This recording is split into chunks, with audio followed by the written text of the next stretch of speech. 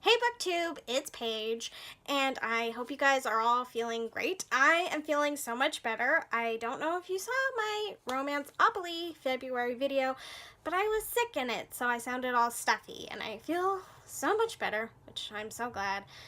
I can read again, and I love that because it sucks whenever I can't read.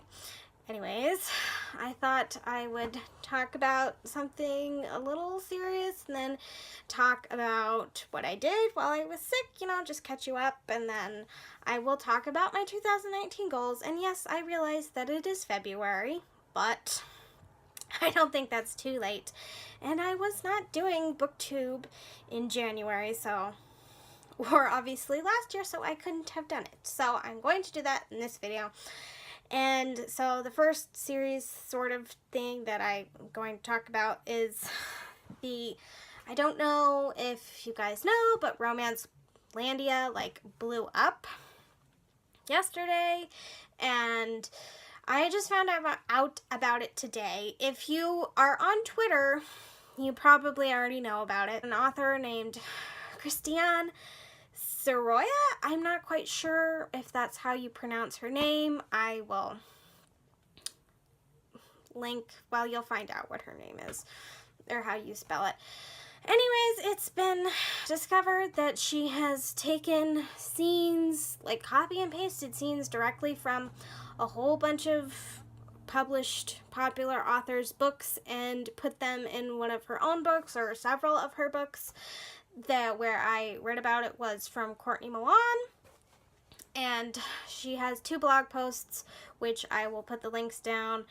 And in the first one, she gives examples of Miss Sorolla's, plagiarism. She has, 5 or 6, maybe even more examples of passages from her book, The Duchess War, that were copied and pasted directly into this other woman's book. It's called Royal Affair or something. I don't know. I can't remember exactly if that was what the book is, but anyways, she's copied from Courtney Milan, who is, I don't know why she did that, just because, on this woman's profile it says that she's been a lawyer for 22 years, and it's just I think you should know better than to plagiarize, especially from Courtney Milan, used to clerk for former Supreme Court Justice Anthony Kennedy. So it's just don't know why you picked her to do. And she also did Cressley Cole, Gina Showalter, Tessa Dare, a little bit of from Lorianne Donor, Loretta Chase, Sarah McLean, just huge authors. And it's a whole big thing on Twitter. The hashtag is copypastechris. So if you want to follow that, go on Twitter if you haven't already heard about that. I wasn't really going to mention it, I didn't think, but I thought I should, just because I am talking about romance books, and it is a serious issue, and if you haven't heard about it, I thought I would tell you about it. So I'll put the links, and alright, so that's it with that issue. And next, I will tell you what I was up to. So I caught up on BookTube and found some other people that I really like Lily C. Reads. She's awesome. I will put the link to her channel because you should check her out. She's really funny and just, I don't know, I got a kick out of watching her videos. Love her channel. Let's see, and while I was not on BookTube, I have been catching up on, I actually started watching it again, Warehouse 13. It's on IMDb Free Dive, so if you have that, you should totally check it out. It's free. There is some ads, but it's not it doesn't kill you with ads like Hulu. Sorry, I love Hulu. Okay, but it's really great. It's kind of like Bones meets Charmed meets maybe Timeless. I don't know. I've never seen Timeless, so I can't really speak to it. But it's basically, there's these 2 Secret Service agents, and in the first episode, they've been protecting the president, obviously, because they're Secret Service agents. some strange happenings go on this night where the president's supposed to be at this museum gala thing, or exactly whatever the thing was. And they save the day, and they get contacted that night to go to South Dakota, where there is this warehouse 13, and their job is to go find these artifacts from like famous historical people, like Edgar Allan Poe. There's like a episode, the one that I'm on right now, is about his diary and his pen, and just like there's just a whole bunch of interesting artifacts, objects from history and from people in history, and it's just really awesome. So check that out. All right, it's awesome. And I have been reading, I just started The Tubman Command by Elizabeth Cobbs. It's my book for, it's, Black History Month, and so I wanted to make sure that I read a book, that had something to do with, Black History Month, and so I chose this one. It's not out yet, I don't believe. I believe it comes out in May, I'm not sure. I will check the date, and it's just really good. I love Harriet Tubman. She's been I've always been fascinated with her and admired her. Like, if I could pick one person to meet from history, Harriet Tubman would definitely be my person. And I am only 16% in, but I really love it. It is a fiction. It's about her. I'm sure it's, based on true events. And she's trying to, what's the word? Plan this escape for like 1,000 slaves in this area where she's at in the South. And so, yeah, it's been really good so far. I can't wait to finish it. If you love Harriet Tubman, definitely pick this up, and I will go over it in my wrap up. And so now it's time to get to my 2019 goals. I have no idea how many books I read last year. 2018 was not a very good year for me. I mean, there were books I was excited about, but I totally forgot about them at the end of the year.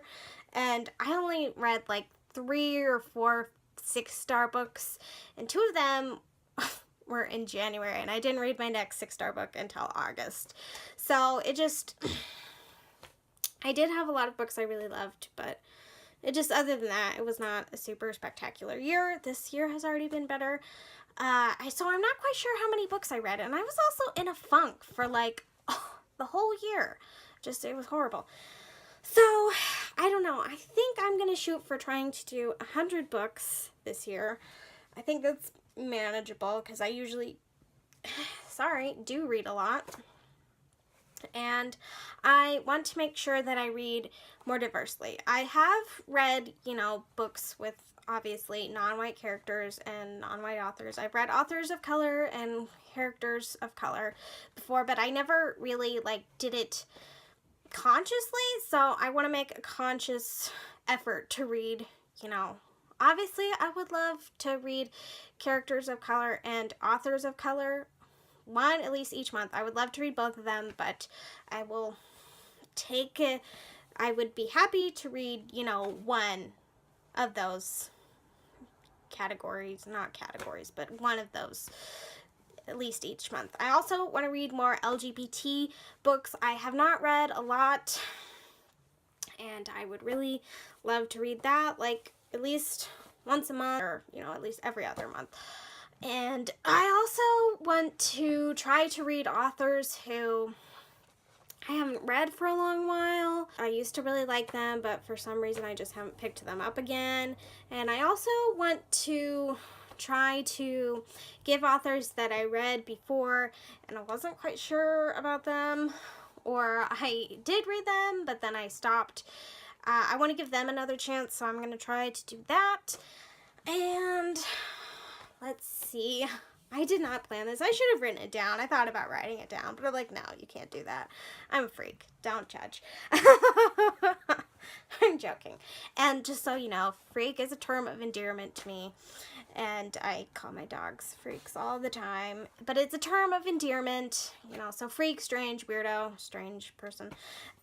Those aren't insults to me. So if I call myself that, which I will do, just know I'm not putting myself down. I'm just, honestly, I like those things.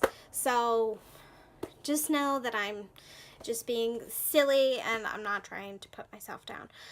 All right, my next, right. So Cressley Cole's next book in the Immortals After Dark series is coming out this year. It's supposed to come out May 28th. It's Monroe. It's like the 19th book in the series. And it's coming out, I already told you, so I would like to reread the whole series. I'm not going to get it done before May, because I mean it's February and that's 18 books to read, not counting the novellas, even though they're novellas and they won't take that long, but still. So I'd like to reread that series. And there's also a podcast called the Fated Mates Podcast, and it's run by Sarah McLean and Jennifer Protokop. I'm not quite sure how you say her last name, but her Twitter handle is at Jen Read Romance. And so, you know, it's free to subscribe to, and they are doing a read along, so I would like to join in on that. And I love the series. I think that's all the goals I have for right now. Oh, well, I guess I also want to read, like, still romance, but, you know, like, maybe... Oh, right, now I remember. Sorry, I want to read a new author each month, because I feel like I read a lot of the same authors, and so, sorry, the window is distracting me. Okay, yeah, so I want to read one new author each month, at least one new author. And, yeah, also, maybe I'll try to read some young adult. I know that it's really popular here and in other places, so maybe I will try my hand at some young adult, particularly like Sarah J. Maas. I also watched this podcast, the Wicked Wallflowers Club podcast, which you should check out. It's hosted by Jenny Nordbeck and Sarah Hawley, and it's just amazing. If you love romance, you will love that podcast. Basically, every thought I've ever had about romance, reading romance books, they say. And they have guests, really awesome author guests, and just people within the industry. And so, yeah. Anyways, they really like Sarah J. Maas, so I think I will try that. And I think that's all of my goals for 2019. I don't know. We'll have to. There might be more. We'll see how it goes in 2020 when I review this. All right. And I think that's it. So I'm just going to go. So goodbye.